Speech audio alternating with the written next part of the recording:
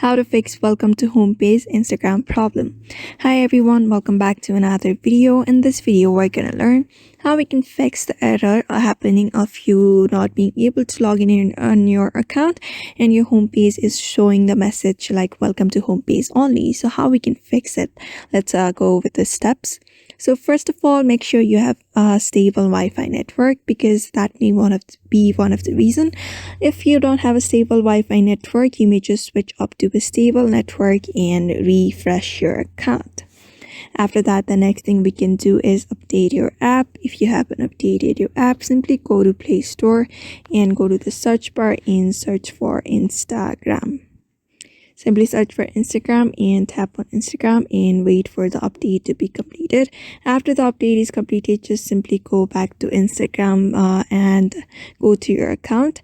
After that, try refreshing your account and make sure you have followed some account as well, because one of the reason may be because you haven't followed. You need to follow at least 5 to 7 accounts in order to go further with the process after opening a new Instagram account. So just follow the steps and you should be able to fix your Instagram homepage welcome message on the screen. So therefore, I hope this video was helpful to you and thank you for watching this video.